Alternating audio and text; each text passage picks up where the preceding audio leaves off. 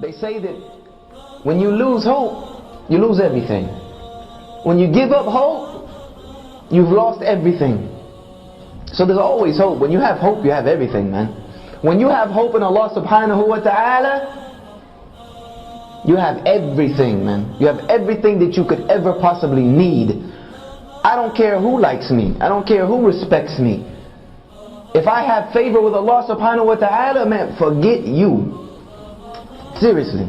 I don't need you to give me my dignity. Allah subhanahu wa ta'ala has given it to me. Because on the flip side of this, Rasul sallallahu alayhi wa sallam said, but whosoever seeks to be pleasing to Allah, even if it's at the displeasure of the people, that means I do what Allah likes. I don't care who likes it. I don't care if my boss doesn't like it. I don't care if my neighbors don't like it. I don't care if my family doesn't like it. I don't care if my wife doesn't like it. I don't care if my parents don't like it. I don't care who doesn't like it. I do what Allah likes and nothing else. Rasul sallallahu alaihi wasallam said about this person that when they seek the pleasure of Allah, even if it's at the displeasure of people, that not only would Allah become pleased with them, He would make the people pleased with them. He would make and force the people to be pleased with them. And this is the promise of our Rasul sallallahu alayhi wasallam. And we know our Rasul sallallahu alayhi wasallam spoke nothing but the truth. So our Rasul sallallahu alayhi wasallam is saying that if you seek to be pleasing to Allah, that means I don't care who doesn't like the fact that it's time for me to make salah. I don't care what you got going on. I don't care if it's time for whatever it is else that's going on. It's time for me to pray. I'm praying. Dropping everything and I'm making salah. I'm not waiting to the end of the day and I go home and make Dhuhr, Asr, Maghrib, Isha, Jama'ah. I don't know where fiqh book you read that. But this is a fool's way of making salah, man. Allah has said in the Qur'an that He has prescribed salah at fixed times. Not with the exception unless you're working. Unless you're going to school. I don't know if that tafsir or that explanation is out there, but inshallah I don't know everything. I don't care what my boss thinks. I don't care if I go to this job interview wearing this hijab. Yeah, maybe they don't hire me. But if they don't hire me because I'm wearing a hijab, I don't need that job anyway. That's a job I don't need anyway. Because if they don't want me to wear a hijab, they certainly not going to let me pray. They certainly not going to let me go to Jummah. They certainly not going to let me do anything that resembles the action of a Muslim. So why would I even waste my time? That to me I would wear it everywhere, every job interview I went, just to see if this is a job I want to take or not. If you hire me with this, then maybe we might be able to work with something. Or you don't want to hire me because I have a lihya. Or I'm telling you that on Fridays I have to go to Jummah. They're like, oh wait a minute, Friday is Jummah. Come on man, this is the middle of the day, you can't just leave work. Be like, look here man, I'll work morning time, I'll work night time, I'll work overtime, I'll work weekend time, I'll work Christmas, Thanksgiving, New Year's, I'll work any other time, but Friday at noon is Allah's time. See ya. I'm out of here. No matter what you say.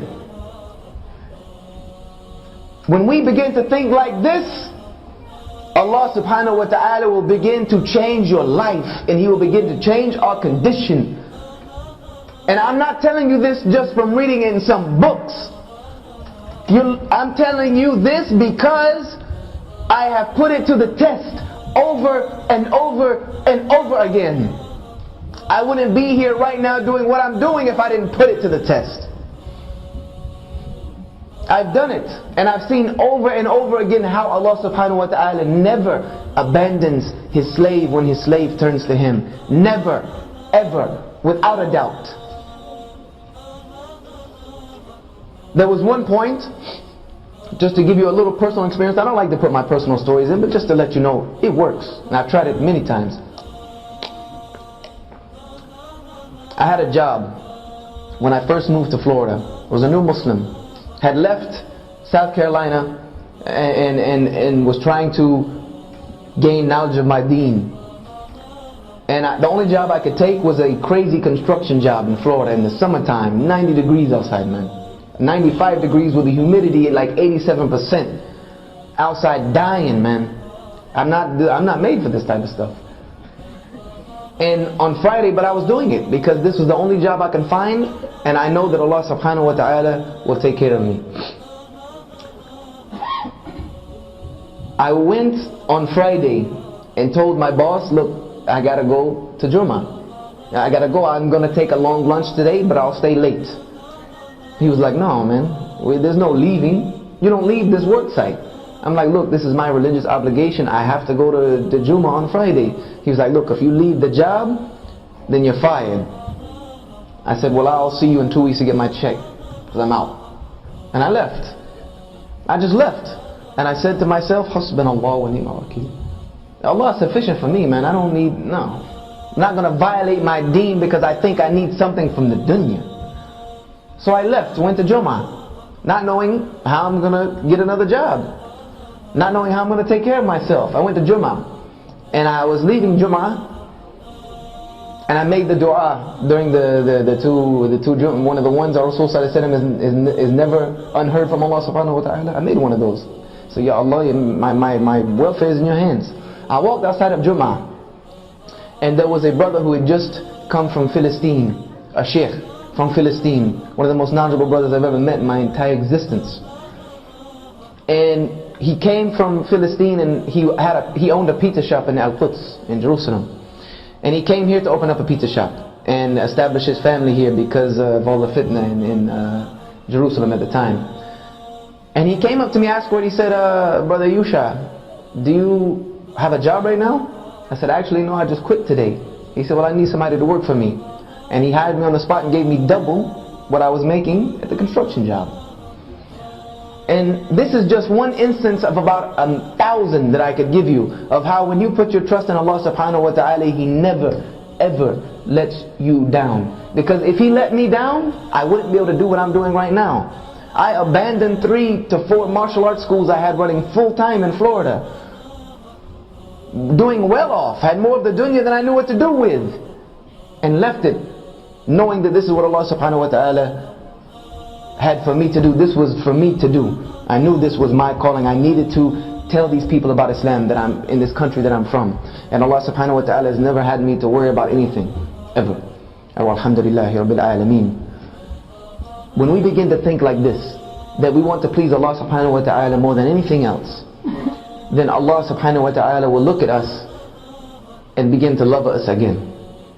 He'll begin to love us again.